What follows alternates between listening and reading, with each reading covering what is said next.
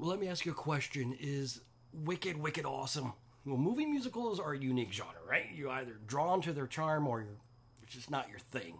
It's rarely a gray area, but for those who embrace the blend of storytelling and song, Wicked offers a cinematic experience that captures the heart of the Broadway sensation while expanding the world for the screen. But as someone who's never seen the Broadway version of Wicked, I came into this film with no preconceived notions. I knew its reputation, but somehow missed experiencing it on stage.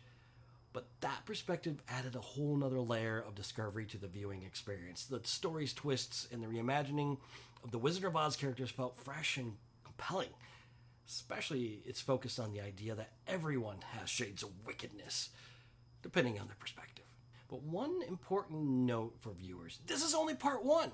The story's film ends at the pivotal moment and we'll have to wait for the conclusion of part 2 slated for release November 21st of next year. While this approach allows the story to breathe and develop fully, it may leave some feeling like they've only gotten half of the experience. Which they did. But for me, it adds anticipation and makes me curious to revisit the Broadway show to compare the interpretations after I watch part 2, of course. But the pacing isn't perfect. At 2 hours and 40 minutes, for me, the energy drops slightly at the midpoint. However, the film really regains its momentum in the later half, culminating in a very powerful and emotional finish that sets up part 2 beautifully. And the production and design in Wicked is nothing short of breathtaking. Every frame feels meticulously crafted. The colors, the textures that bring Oz to life in ways that honor the original music, while giving its fresh cinematic flair.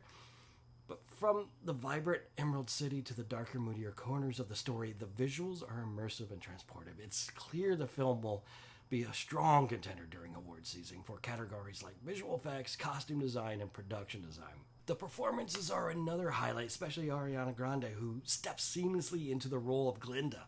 Her portrayal carries depth and nuance, balancing humor and sincerity with ease.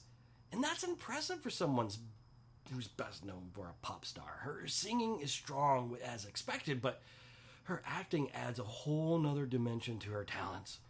It's easy to see why there's so much Oscar buzz surrounding her performance. But for families, this is a great introduction to the world of musical as well. Younger children might struggle with the slower moments, and the dazzling visuals and engaging performances will likely hold their attention. For adults, there's a lot to appreciate in the film's craftsmanship and the thoughtfulness and the themes about identity and morality and perspective. Wicked is a triumph. It's an adaptation preserving the spirit of the original while embracing the scale and possibilities of the film. It's not flawless, but its strengths outweigh its imperfections. And whether you're a longtime fan of the Broadway show or entirely new to the story, this film is worth seeing. And so those are my thoughts. So thank you for joining me on this film journey. And don't forget to like and subscribe. Stay tuned for more movie reviews. And let's continue to go on this film journey together. Fellow Ozians, the Wicked Witch of the West is dead.